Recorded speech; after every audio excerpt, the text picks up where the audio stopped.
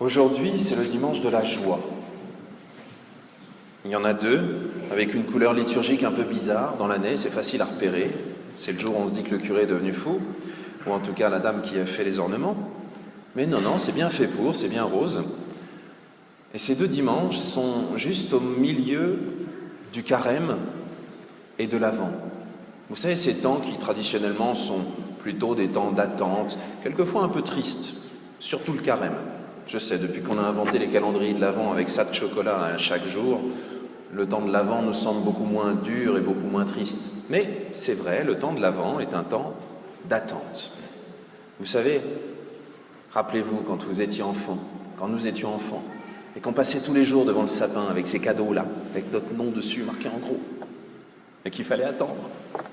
C'est dur, ça. Pourtant, les deux dimanches consacrés à la joie sont au milieu de ces temps d'attente. Et pas à la fin, il nous reste encore un dimanche, et encore quelques jours. Comme diraient les parents d'enfants un petit peu plus jeunes, encore 12 ou 13 dodos avant Noël. Ça fait beaucoup, 13 dodos.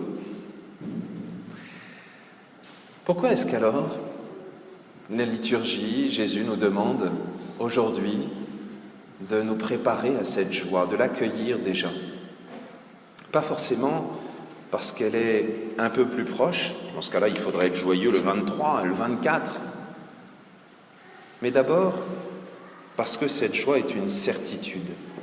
Nous le savons, il arrive. Et quand nous entendons cet évangile avec Jean, c'est Jean-Baptiste, celui qui est habillé bizarrement, avec un caractère bizarre qui secouait les gens en leur disant « faut changer de vie ». C'est comme les curés de temps en temps qui disent « faut se confesser ». Toute ressemblance. Eh bien, la plupart prenaient Jean pour le Christ.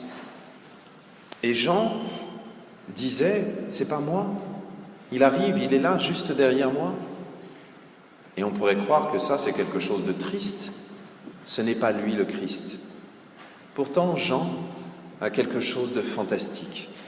Jean, c'est le dernier prophète, mais au lieu d'annoncer, comme les prophètes qu'on entend chaque jour dans les premières lectures, un Messie qui doit venir un jour, dans quelques années, voire dans quelques siècles, lui, il le montre, juste là, au bout de son doigt, en disant « Voici l'agneau de Dieu.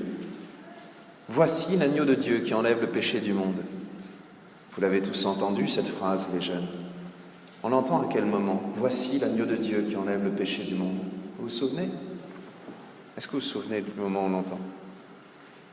Vous l'entendez à chaque messe. Et à chaque messe, il y a le prêtre qui dit « Voici l'agneau de Dieu ». Et qu'est-ce qu'il vous montre? Ouais, l'hostie. Parce que l'hostie, c'est Jésus qui est là.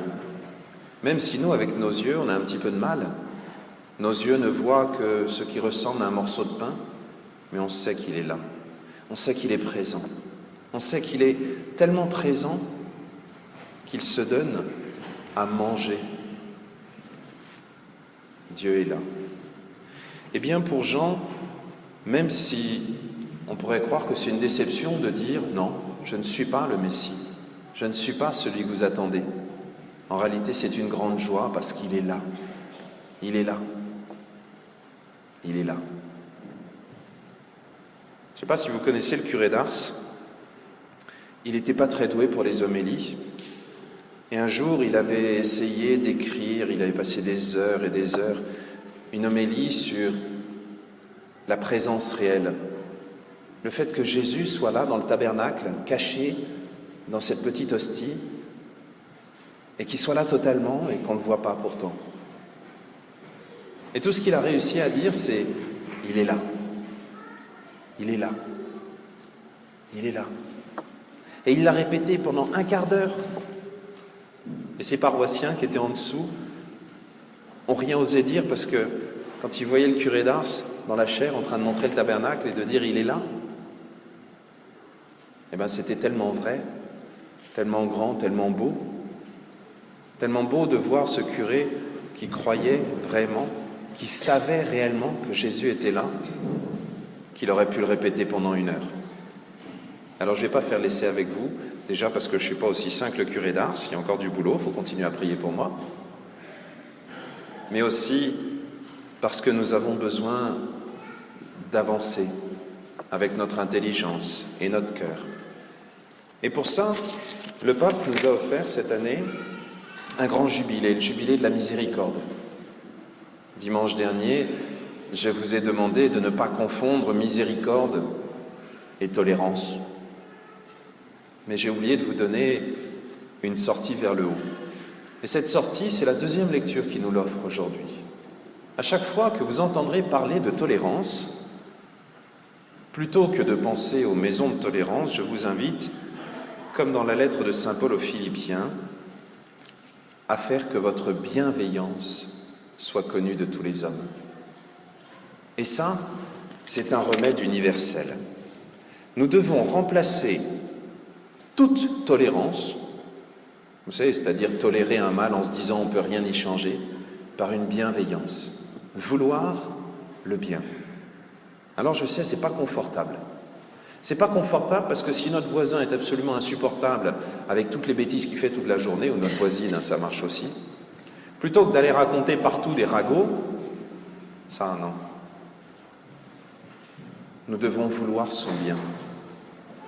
Et ça c'est pas facile. Parce que notre voisin, on n'arrive pas à le changer. Déjà, nous, c'est difficile. Alors le voisin, vous imaginez.